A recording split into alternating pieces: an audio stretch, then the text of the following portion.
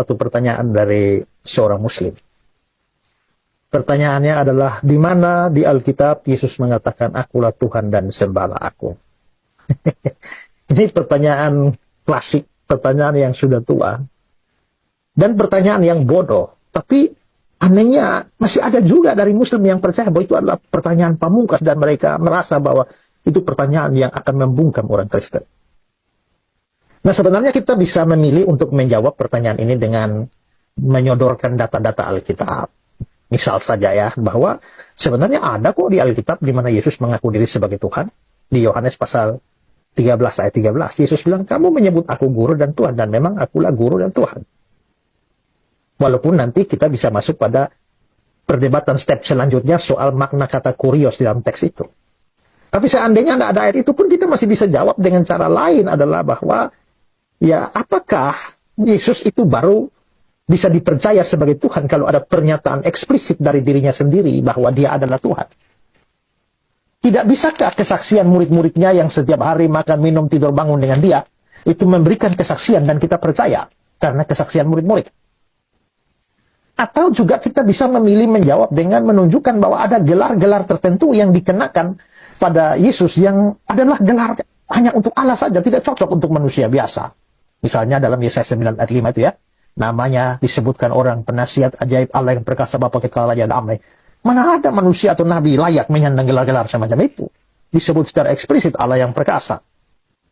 Atau kita bisa memilih menjawab berdasarkan Alkitab menunjukkan bahwa sekalipun Yesus tidak mengucapkan kata-kata akulah Tuhan dan sembahlah aku, tetapi dia memiliki sifat-sifat yang hanya bisa dimiliki oleh Allah saja. Misalnya dia punya sifat kekal. Dalam Mika 5 ayat 1 itu dikatakan permulaannya sudah sejak purbakala. Ya, atau kita juga bisa menunjukkan bahwa dia mengatakan bahwa dia lebih tua dari Abraham. Sebelum Abraham jadi, aku ada. Di Yohanes pasal 8. Atau di Yohanes 17 ayat 5 dia mengatakan bahwa dia punya kemuliaan sebelum dunia ada. Berarti dia lebih tua dari dunia dong. Atau kita bisa memilih menunjukkan dari ayat Alkitab bahwa Yesus melakukan hal-hal yang hanya bisa dilakukan oleh Allah saja. Misalnya dia mengampuni dosa seperti dalam Matius pasal 9. Kan hanya Allah yang bisa mengampuni dosa. Yang bukan Allah tidak bisa mengampuni dosa. Dan Yesus mengampuni dosa. Ya. Atau di dalam Yohanes 1 ayat 3 dikatakan bahwa dia menjadikan segala sesuatu. Dia mencipta. Masa Nabi kok mencipta? Jadi kita bisa memilih untuk memberikan jawaban-jawaban semacam itu. Tetapi saya ingin memberikan kepada saudara sebuah palu. Palu ini untuk menghantam kembali kepala orang Islam itu. Yang menggunakan pertanyaan semacam ini untuk menyerang kekristenan. Karena apa? Karena yang dituntut adalah pernyataan eksplisit. Seolah-olah Yesus itu baru mau diterima dan dipercaya sebagai Tuhan kalau ada pernyataan langsung dari mulutnya.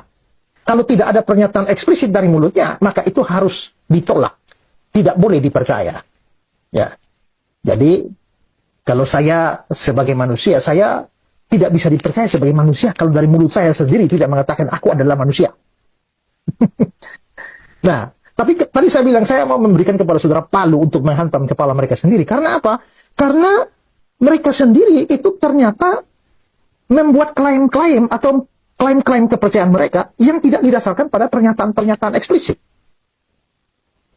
Tanya, ya, apakah Muslim percaya bahwa Muhammad adalah nabi terakhir, penutup dari para nabi, khatam an-nabiyyin?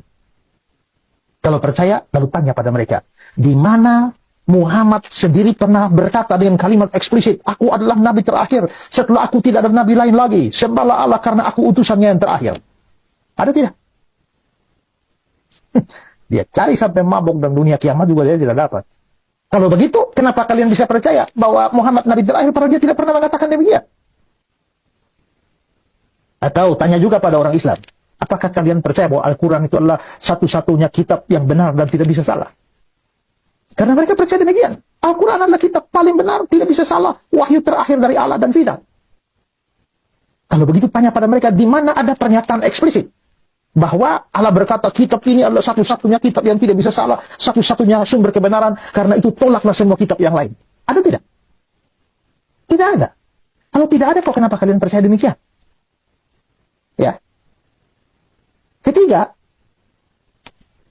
Islam juga percaya bahwa agama mereka adalah satu-satunya agama yang benar. Lalu tanya kepada mereka,